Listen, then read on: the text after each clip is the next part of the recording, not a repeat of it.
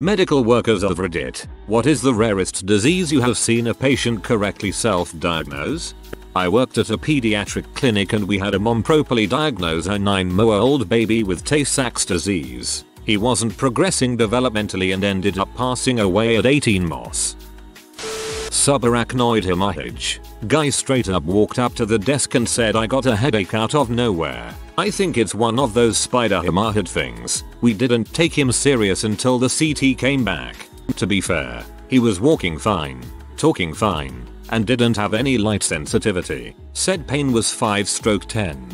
Dude just could really handle pain well. I recently saw a chart that gave you a scale for pain. Usually I'd say my headaches are like a 4 or 5. The chart says 8 since they usually impede me from doing things because I'd rather just stay in bed until the Advil kicks in. But like, I'm sure that being eaten alive is much worse, so 4. Very freaking jealous of all these docs whose patients are helping out with the diagnosis. Mine are all I have chest pain in my toe when I poop. LOL. I am about to go to my doctor and tell him I have chronic diarrhea and have tried to test if it is diet related and it doesn't matter what I eat. But I have one more thing to try before I see him and it is going to suck. Coffee. I was really hoping it was something else.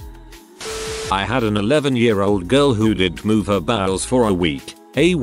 Tell me she thought it was her girl parts that weren't working. After a full workup and finally a CT of her abdomen and pelvis, which I hate doing on kids because of the level of radiation, I found out her uterus was so full of blood it was causing a full-on bowel obstruction. Her hymen was so imperforate, closed up, she couldn't menstruate and all the blood just stayed in her uterus. She required an emergency hymenectomy and was sent home the next day. Hot dang if she didn't call it from the get-go. Reading this made my uterus hurt. When my oldest was born he peeled a little, like babies may do, but it kept getting worse and he was flaky and had scales. The pediatrician told me he had dry skin and to lotion him. Dr. Google claimed it was a condition called ichthyosis, but that was super rare so no one believed me. Anyway, fast forward 6 months and a referral to a dermatologist later. He's got ichthyosis. Also after my first was born I had excruciating pain just under my rib cage. Mostly after I ate. Tums did nothing. Gas X did nothing. Do a little googling. It sounds like gallbladder attacks, only it's on the wrong side. Go to my GP. Get an ultrasound, my gallbladder was full of stones. Get a referral to a surgeon who drags his feet for a month claiming it can't be my gallbladder. The pain is on the wrong side. Meanwhile I have attacks after every meal and stop eating except ginger ale and club crackers. Lose over 10 pounds. Call the surgeon daily in tears. Finally he agrees to operate, but right before the procedure tells me that once my gallbladder is gone I'll still have problems. Wake up from surgery and find out my gallbladder was worse than they thought so it needed to come out anyway. 2.5 years later and I haven't had any more attacks. Guess it was my gallbladder after all. Bird mite infestation. The lady wasn't taken seriously at first. Came off a psych. Nope. Birds built a nest in her AC ductwork. Thanks, Dr. House, for having your interns break into my house and rip it apart, just looking for something, anything. Patient here, self-diagnosed, still unknown, fungal infection inside both eyes. Took making them glow with my rock lamp to get attention. Kept seeing strands in both eyes. Then wow, that of lamp. Ended up on one heck of a cocktail to save my sight. Kids, don't wash your eyes with river water in a tropical rainforest. Just say no. A nurse friend brought her newborn to the pediatrician in 1963 and told him her son had Wilms tumor. The guy blew her off and told her she was a nervous mother and a little bossy boots. Kid was starting to crump when a pedzonk guy noticed and saved the baby. She dumped the pediatrician. Double points for self-diagnosis before the internet. A patient turned up clutching some internet printouts about visceral leishmaniasis. Luckily I managed to resist saying anything sarcastic as that's exactly what she had. I appreciate it's not uncommon worldwide, but in UK hospitals it's pretty dang rare. And I was grateful for the printouts. Saved me a lot of searching. Same exact story when my son picked up leishmaniasis in Iraq. We went in with the printouts, too.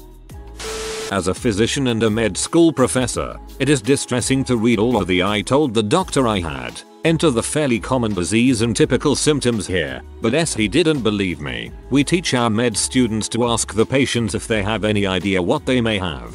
Docs need to take patients' opinion seriously. Much of the time, the patient has already spent hours researching the disease and may have some experience with it, especially if it is a familial disease. I may require my students to read this thread.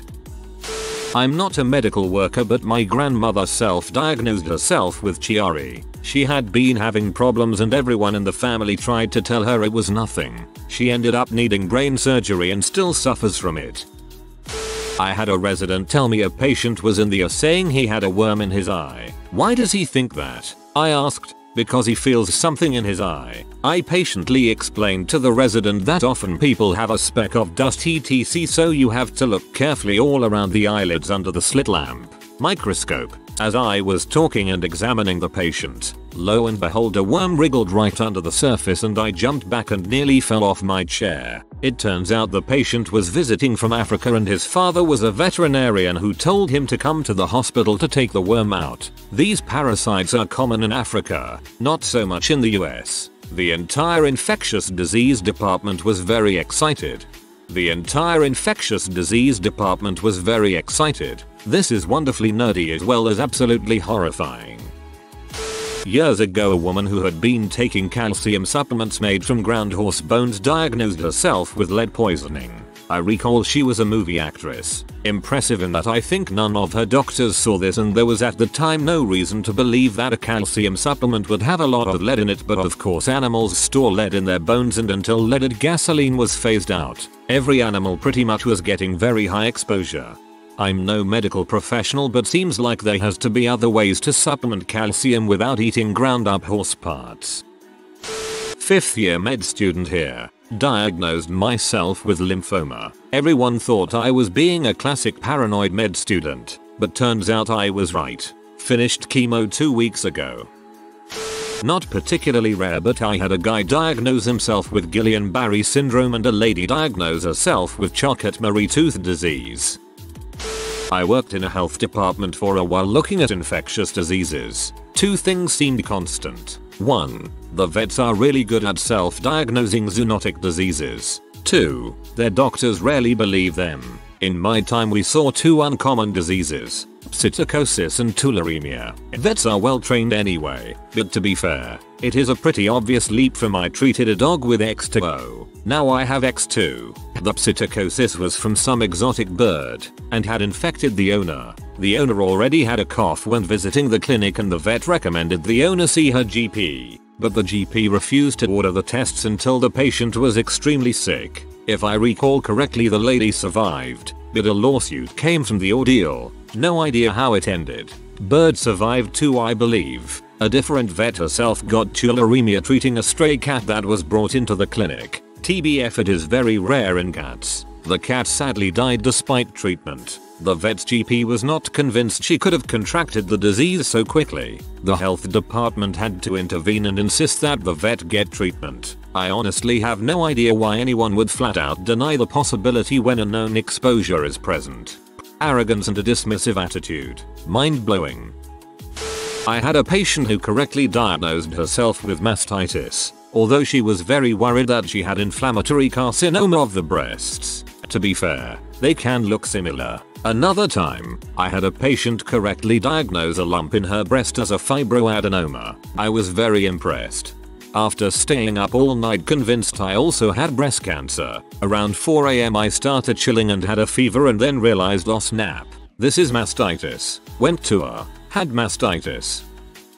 I went into the ER in severe pain and was sure it was kidney stones. I told the nurse that and got a long lecture how I do not self-diagnose. Just tell the doctor my symptoms and let him figure it out because he's the professional. Doctor comes in, I describe my symptoms, leaving off my ideas on the matter, and they do some blood and urine tests. The doctor comes back and it turns out I had kidney stones. I looked at the nurse who happened to be in the same room at the time and she just huffed and walked out. Doctor looks confused and I tell him the whole story. He laughs and says something to the effect of course patients should tell me what they think the issue is and why. I may not come to the same conclusion as you, but every bit of data helps. Some clinicians like it, others don't. Most phlebotomists I've seen, they're the ones that draw blood for a lab test, like it when I tell them that I have difficult veins and where good spots are. Some have gone straight for it, others have preferred to check other spots. Only once have I gotten a phlebotomist that told me not to tell people that it makes their job harder.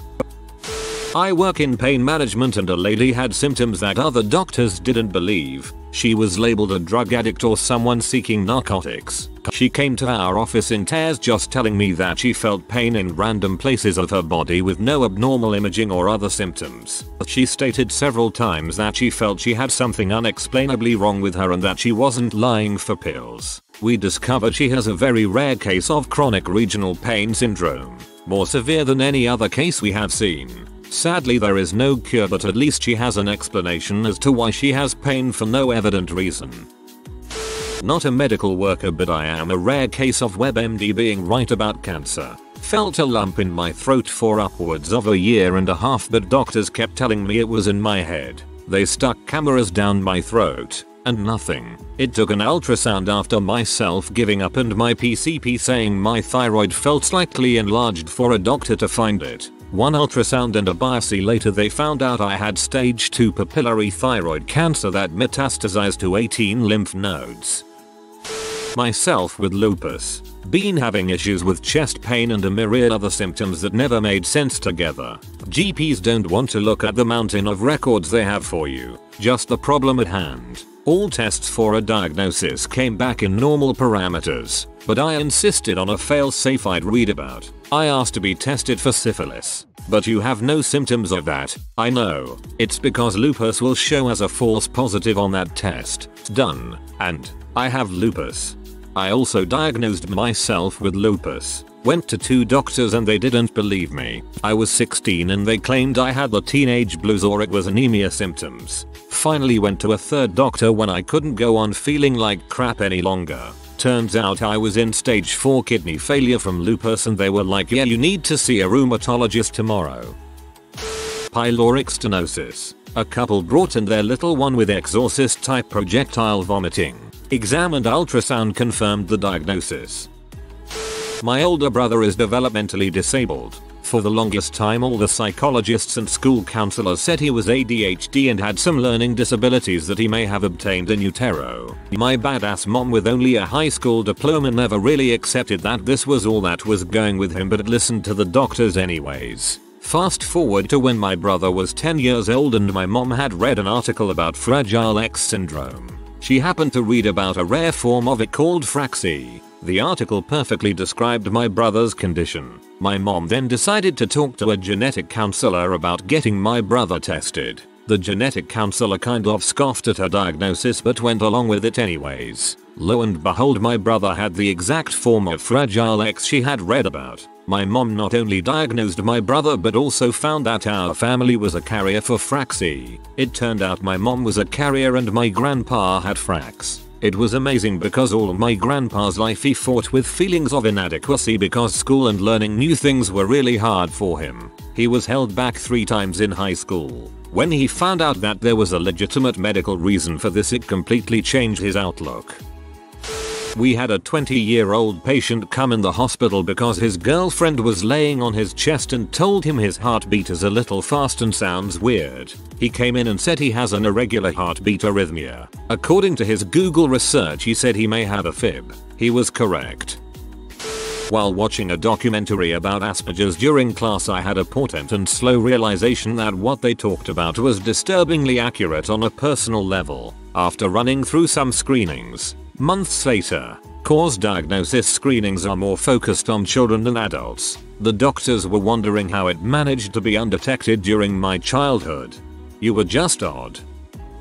Not really a rare disease, but when I worked in a district hospital, I had a patient who came in for a 3-day fever saying that she might have hepatitis A because she had some shellfish over the weekend. She had no other symptoms. I laughed it off. Her full blood count did seem to indicate a viral infection, but I was thinking of dengue, which is a very common thing in that area, or just your run-of-the-mill viral fever. Fearing the former, I scheduled her to come on Saturday, 3 days later, to review her dengue antibodies test result. It so happened that I was working half day that Saturday. It so happened the lady was yellow on that Saturday, jaundiced from the hepatitis, and the IgM came back negative. Boy, was I humbled. She was hospitalized in a tertiary center and came back for follow-up a few weeks after, and she was fit as a horse. I knew a guy who diagnosed himself with appendicitis within 1.5 hours of the symptoms appearing. Oh, it was very impressive for someone with no medical expertise. I had a guy walk into the ED one night. He was septic, which was causing stress on his heart and was causing a heart attack. He walked in and was dead within 90 minutes. His last words to me were, "You're going to have to tube me," as he slipped into flash pulmonary edema. He was right. The whole situation still haunts me. Rarest diseases are often easier to self-diagnose than medically diagnose, as the patient will jump to the worst conclusion with no data and the doctor will start at the most likely and test down from there. When you hear hoofbeats, think horses, not zebras. I am self-diagnosed with congenital mirror hand syndrome, which less than 1 in 1 million people have. It's kind of obvious because when I move one hand, the fingers on the other hand move, too. I may have an extremely rare variant, because I also have mirror movements within each hand, and I can't find evidence of this in other people. Basically, when I move each finger, the other fingers in the same all move in the opposite direction. So when I lift up a finger, the others all go down, and vice versa. I thought this was normal until I asked my friend if she could wiggle her pointer finger without moving the others. It blew my mind because it looked so weird to me. I had a guy come in one night and diagnosed himself with a broken tibia. Wasn't as impressive as it sounds, as it was sticking through his skin. I mean, I'm impressed his diagnosis wasn't rah. I self-diagnosed myself with allergy to carrot antifreeze protein. For some years after eating raw carrots or having fresh carrot juice from the fridge, I was experiencing a tingling sensation in the throat and I could feel it swelling. At some point I realized that I was allergic to carrots, but only to the raw ones. The weird thing was that this wasn't always the case. I sometimes had raw carrots and had no symptoms at all. The cooked ones were fine. Then about 8-10 years ago I watched a program in which they mentioned that carrots can produce a natural and at the time only plant antifreeze protein. Carrots make it in response to excessive cold. They also said that some people may be allergic to it. This protein is also broken down while carrot is cooked. This struck me as that's it. So I did some tests. I can happily eat raw carrots that have been pulled out of the ground with no symptoms. However, raw carrots that have been in the fridge for some time will give me narrowed and itchy throat. Patient was having clear fluid drip from her nose and headaches. She was convinced she had a CSF leak, fluid surrounding brain. Hot dang if she wasn't right. Rare mitochondrial disorder. Mother is a researcher investigating this particular extremely rare gene in a neurological laboratory. While her child is growing up, he developmentally regresses. Mother believes that the constellation of symptoms fit the genetic disorder she is researching. So they do whole exome sequencing and the child turns out to have this rare disorder the mother is one of the few in the world to be doing research in. Made ambiguous for sake of confidentiality. Not that confidential. The New York Times just did a write-up on it. I diagnosed myself with a condition called hidradenitis suppurativa. I've struggled with it for 25 years. Been to several doctors who just threw a 2-week antibiotic at me and told me to come back if it returned. When I asked why I was having these flare-ups, they usually just shrugged and said I was just one of those people who were prone. I was never given a diagnosis. I started really looking into it about a year ago and went to a new doctor where I explained in detail why I believed I had the condition. After examining me, she agreed and has been wonderful in helping me treat this with practical remedies and an open mind and listening ear. So glad to have found her. When I did theater in college, there was a guy who was a 5th year physical therapy major. We had a huge physical therapy program at the college I attended and he was going for his doctorate. He fell off the stage during rehearsal and broke his leg. Really gruesome fall. His leg was clearly messed up and he was yelling out in pain and there was a lot of blood. When the paramedics arrived he started telling them exactly which parts of his leg were damaged or broken between his shrieks of pain. Our director said everything he told them was correct when they checked it out at the hospital. Who else here is familiar with what I like to call patronize the crazy woman test package? 1. CBC. 2. Drug test. 3. Pregnancy test. 4. Discharge home with anxiety diagnosis. I went through this for 14 months with my doctor till I got a second opinion and found out I had metastatic cancer. Good news is, by the time I received the DX, he had cranked up my anxiety meds dosage so high it wasn't even that distressing. Not a medical worker, but an ex-roommate has 3 girls. 1. The 4-year-old. He would swear held her breath till she passed out when she got mad. One morning while watching them, all she did was get angry and boom, hit the floor. Eyes rolled back in her head. I knew it from the start. Off the top of my head it was cataplexy, any sudden burst of emotion and this kid would hit the floor. I sat the dad down and told him he has got to take this kid to a neurologist. Diagnosis made 2 weeks later. I watched a medical documentary on it when I was 13 and actually remembered something. Basically half the patients I talk to tell me they have some random rare disease. More than once. Though rarely, they have been right. If I had a gold medal to give out would be for this 70-year-old male that came in, as per family members. He's been sick x 3 days. Cough, runny nose, low fever, x 12 hours. Family members explain he is never sick and he must have tuberculosis. He tells me he probably has a cold but came so family would stop worrying. He was right.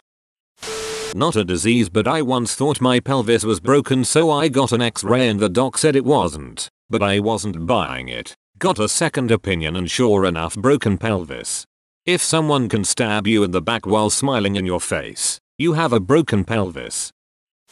Not rare, but I self-diagnosed a psychotic episode. I was then told that self-diagnosing a psychotic episode was impossible, and placed on an antipsychotic because I was correct. I had a nagging suspicion that my husband had thyroid cancer based on how his shirt collar was sitting at our friend's wedding last year. He was driving and I was sitting in the back and it just looked off and my heart sank. Our doc dismissed it but sent him for an ultrasound at our insistence. Thyroid cancer is not rare, but I wasn't wrong. I guess when you've been staring at someone's neck for a decade. Wife of the year candidate right here. I diagnosed myself with trigeminal neuralgia but it took me years to find a doctor that would even consider checking it. I was told over and over again it was my teeth. My dentists, various over the year, said it wasn't. Because the pain was not a constant but had horrific flare-up, it was hard to prove and various doctors assumed I was seeking painkillers. At times the pain was so bad I hit my head against the wall in my bedroom to knock myself out. Not as easy as it sounds. Eventually, I would have a bottle of vodka on standby and start drinking till I passed out. If I came round when it was still ongoing I'd drink some more. Eventually 2 years ago a new doctor joined the practice and having seen me she read through a year's worth of notes and to my utter surprise told me that she agreed. Now I am on painkillers, hydrocodone, and pregabalin. Pregabalin is a godsend. I wouldn't wish that kind of pain on anyone. I stopped leaving the house and became completely agoraphobic as I had become terrified of being in public when a flare-up happened. I am so grateful to my doctor for believing me and making it bearable. My mom's friend has this. Get yourself a good support group. You are not alone. I correctly diagnosed myself with an ectopic pregnancy about 8 years ago. If it weren't for Google I may not even be alive today. Not a medical professional, but this happened to a friend of mine. He traveled in Africa, came back to the States, and was looking in the mirror one morning sometime after when he saw a worm swim across his eye. Having heard of African eyeworm, he went straight to the doctor, who put him in the psych ward without even examining him. Several days later, he was diagnosed as a completely sane man with African eyeworm. Frick you, doc. I wish I have what my immunologist calls a case of we don't have a name for everything. I've googled many times with my lab results and nothing matches. Oh, well. If you are new to the channel, you can subscribe. I publish new videos every day. Until then, check another video.